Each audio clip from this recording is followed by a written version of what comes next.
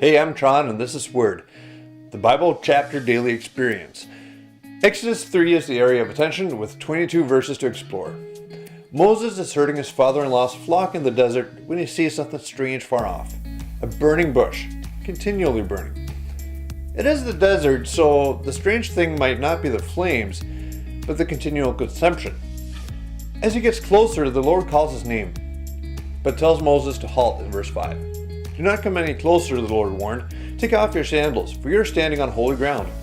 Moses hears his calling.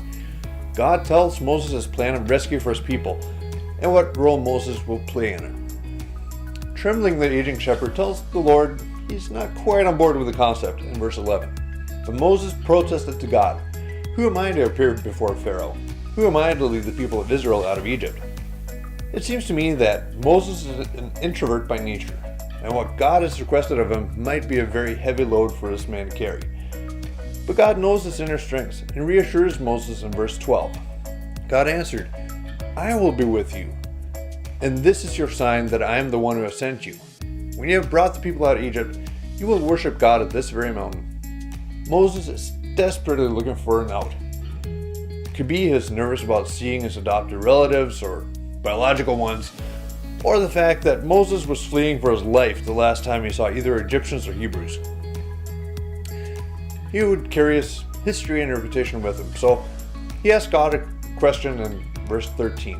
But Moses protested, "If I go to the people of Israel and tell them, 'The God of your ancestors has sent me to you,' they will ask me, 'What is his name?' Then what should I tell them?" It's almost as though God is taken aback by Moses' question, like he has to think about it for a second. In verse 14, God replied to Moses, "I am who I am. Say this to the people of Israel, 'I am has sent me to you.'" Nothing does, however, take him by surprise, and the Lord gives Moses clear instructions in verse 15. God also said to Moses, "Say this to the people of Israel, 'Yahweh, the God of your ancestors, the God of Abram, the God of Isaac, and the God of Jacob, has sent me to you.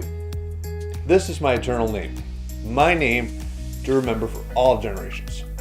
It does not get much clearer than that. This is the name. He is the one, the only one. The maker and sustainer of the universe is speaking to Moses, the Lord of everything. You can't get a bigger backer than that. The Lord explains how everything will go.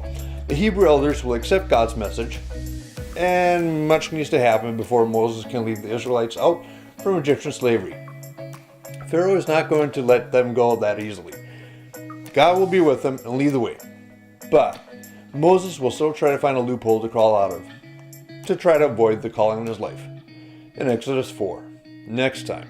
Until then, Word.